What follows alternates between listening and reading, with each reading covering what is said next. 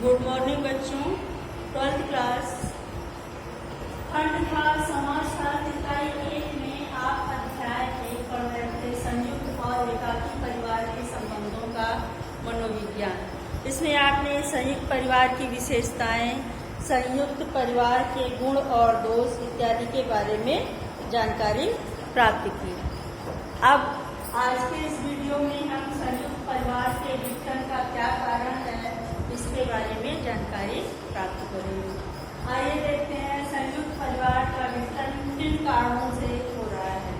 तो सबसे पहला है इसमें औद्योगिकरण।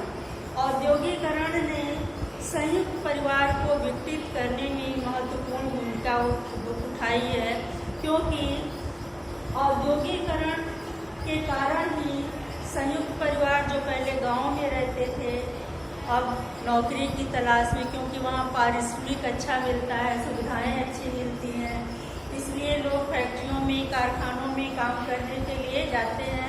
धीरे धीरे अपने बीवी बच्चों को भी ले जाते हैं और वहाँ रह करके कभी कभी स्त्रियाँ भी कुछ कार्य करने लगती हैं और धीरे धीरे करके वो वहीं पर अपना घर बसा लेते हैं और इस तरह से एक संयुक्त परिवार एकाकी परिवार में विघटित हो जाता है। दूसरा है नगरीकरण। नगरीकरण ने भी संयुक्त परिवार को विकसित होने में बढ़ावा दिया है। नगरीकरण भी औद्योगिकरण की ही देन है। जहाँ पर औद्योगिक संस्थान अधिक होंगे, अधिक कल कारखाने फैक्ट्रियाँ होंगी, वहाँ काम भी अधिक रहता है, लोगों को नौकरियां आसानी से मिल जाती हैं, यातायात के साधन भी अब बहुत हो गए हैं और लोग आराम से नौकरी करने के लिए देखते हैं। आपकी गांव में रहने वाले बॉम्बे जा रहे हैं, कलकत्ता जा रहे हैं, दिल्ली जा रहे हैं, वहीं जा कर के अपने सर्विस के लिए यानी कमाने के लिए, धन उपार्जन के लिए वहाँ जाते हैं। वहाँ कुछ न कुछ करके वो धन उपार्जन करते हैं, क्योंकि अब उनके लिए खेती पर्याप्त नहीं होती है। जनसंख्या इतनी बढ़ती जा रही है कि खेती लोगों के लिए पर्याप्त नहीं होती है।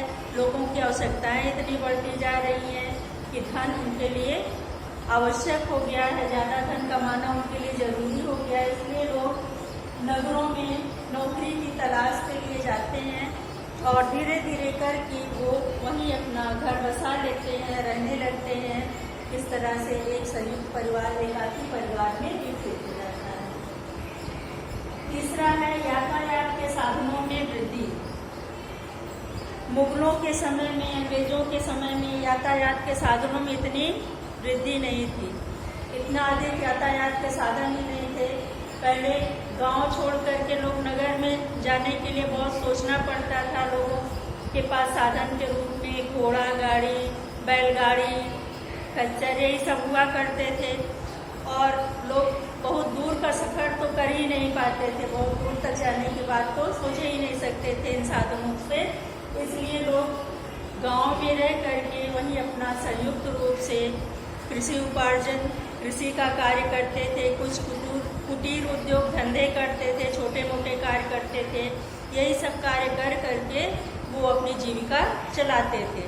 और संयुक्त परिवार की इतनी अधिक आवश्यकताएं भी पहले नहीं थी। आज के युग में आवश्यकताएं बढ़ती जा रही हैं, तो धन भी आवश्यकताओं की पूर्ति के लिए आवश्यक हो गया है।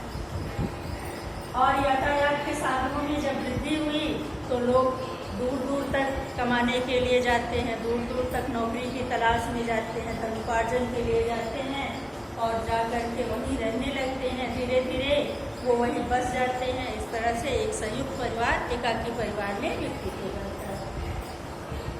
चौथा है पाश्चात्य शिक्षा और संस्कृति। पाश्चात्य शिक्षा और संस्कृति ने भी संयुक्त परिवार को विकसित होने में महत्वपूर्ण भूमिका निभाई है। पाश्चात्य शिक्षा को देखते हुए आज के युग के लोग पाश्चात्य संस्कृति को देखते हुए अपने अधिकारों और कर्तव्यों के प्रति सजग हो गए हैं। पहले के लोग जो बड़े बूढ़े कह देते थे उनका कहना मानते थे, उनकी संस्कृतियों पर, उनके विचारों को मानते रहते थे, उनका आदर सत्कार करते थे और उसी के अनुसार चलते थे।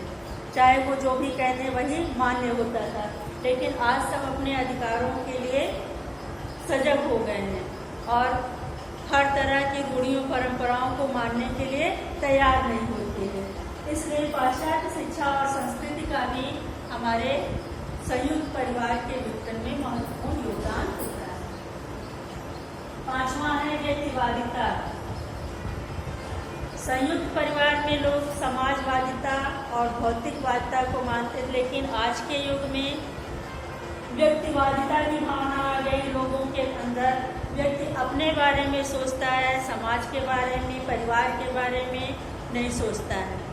अब अपने बारे में सोचेगा। जो अपना अधिक धन कमाता है या अधिक धन उपार्जन करता है, वह सोचता है कि हम परिवार के लोगों में कैसे धन को वितरित करें। स्त्रियां भी अपना अधिकार समझती हैं और इसलिए व्यक्तिवादिता की भावना जिसके अंदर आ जाती है, वहाँ संयुक्त परिवार एकाकी परिवार में विकसित होने लगता है। छठा, महिलाओं की शिक्षा तथा जागरूकता। आज महिलाएं शिक्षित हैं और शिक्षा जगत में बहुत अधिक महिलाओं का जगह जगह जो है महिलाएं दिखती हैं। इसलिए महिलाओं की शिक्षा और जागरूकता के कारण भी संयुक्त परिवार विकसित हो रहे हैं। महिलाएं इतनी शिक्षित हैं कि जगह जगह नौकरियां कर रही हैं। हर क्षेत्र में महिलाएं नौकरी कर रही हैं और अपना घर चलाने में सक्षम हो रही हैं। तो केवल पुरुष ही नहीं, स्त्रियां भी आज धनोपार्जन करती हैं और अपनी आवश्यकताओं की पूर्ति करती हैं।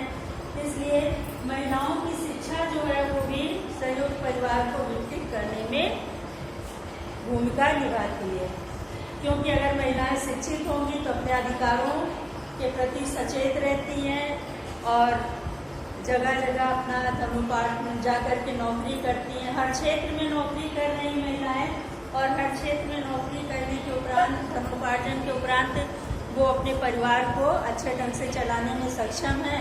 इसलिए संयुक्त परिवार पर निर्भर नहीं रहती है, जिससे संयुक्त परिवार का विघटन होता जा रहा है। सातवां, स्त्रियों की कला।